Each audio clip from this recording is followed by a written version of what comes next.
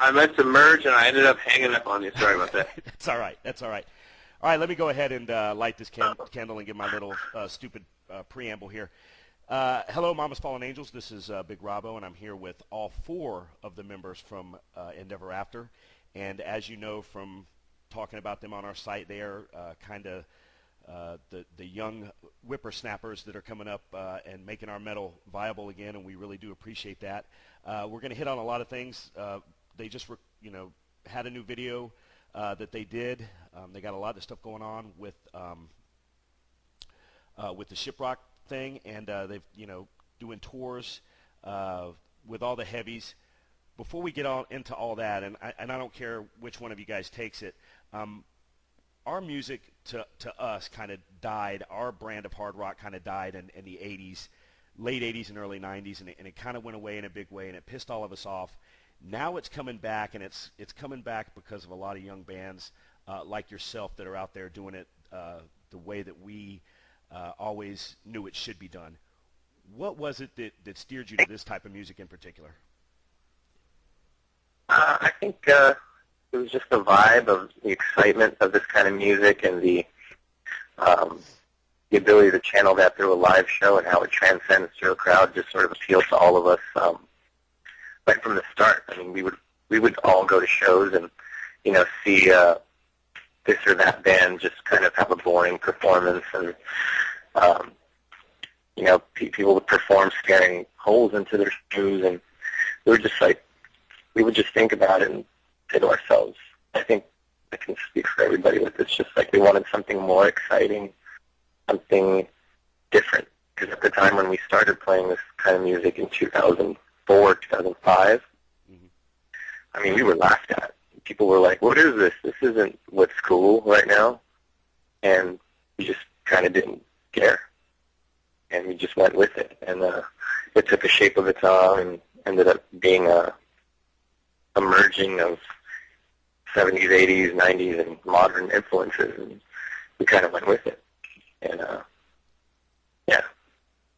Yeah, and some of the bands that you guys looked up to, I mean, when you were going to shows, some of the influences, I mean, if you could point to, just one or maybe a couple of bands that really influenced you guys in the music you make now, who would you point at?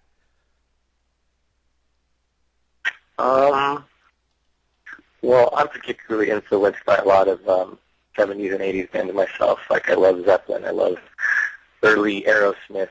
I like late Aerosmith, too. I love Guns N' Roses. I love Crew. I love, 60s music, too. I love Beatles and Stones. And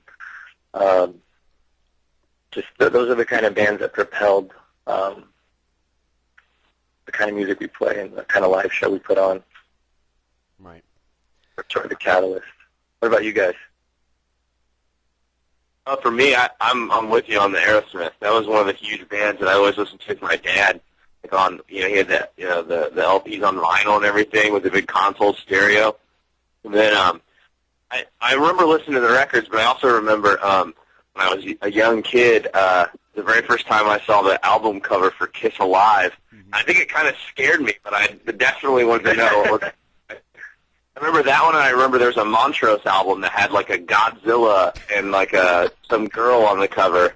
I just thought, man, what band makes this sound? That's what I thought. So anyway, that's kind of how I get into it. It's my dad's old record collection. So a lot of the same bands I just listed. Yeah.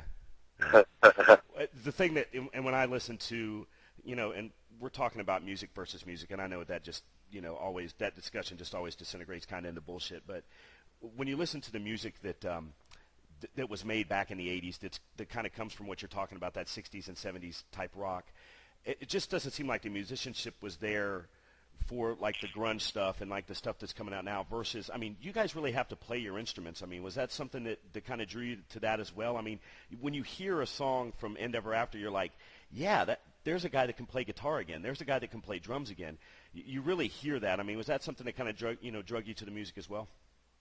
That for me definitely had appeal. I started out in a lot of really hard death metal bands and stuff like that when I was really young, like 14, 15. I was in metal bands, and it was all about speed and dexterity and complexity and intricacy.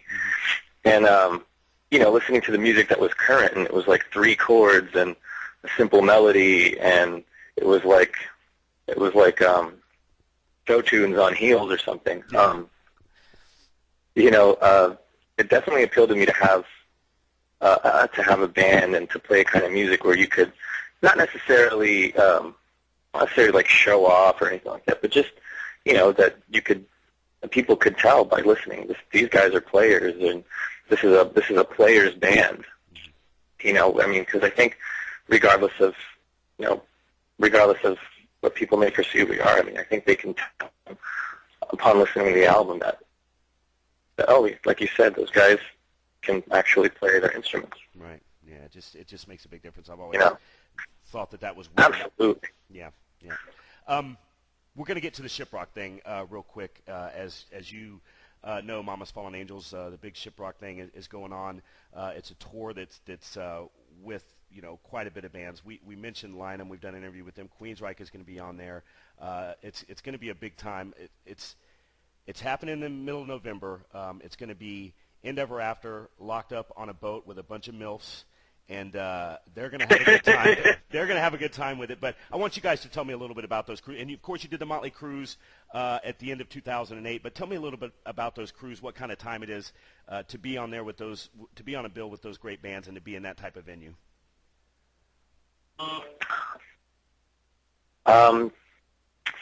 It was pretty insane. I think Kristen and I think every member had a time where they had jammed with other members of those bands. Like, I think the first or second night, Kristen and I did a jam with Vince Neil and John Corabi, and I think Warren DeMartini came up, and so that was really gratifying. That was a real treat.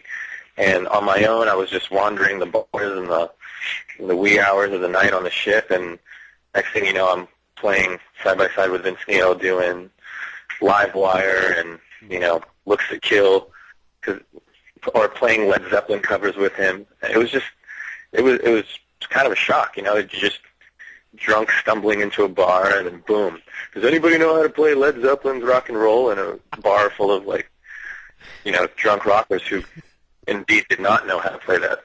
And so I raised my hand, and then boom, I'm jamming with them on stage. It was crazy. So that, there's little things like that that I wasn't expecting. That really, I felt so privileged to be a part of that. Well, plus getting into a lot of the music that we were talking about earlier, like, it seems like, I wouldn't say it's few and far between to find other fans of that music, but when everyone's on a boat together that's all into the same kind of music, that everyone's there for the same reason, it pretty much lends itself to an atmosphere that everyone just kind of goes nuts. And I remember most of the people I talked to, this was like, a lot of these people had really great jobs, and they were on vacation, and they were letting loose, and it just, the atmosphere that created was definitely different than a normal show. It was something that it seemed different than a lot of the other tours where everyone had to be at work the next morning. Yeah. When you're on a boat, and that's truly party time. Right. That's that happens. So it was pretty sweet. Yeah.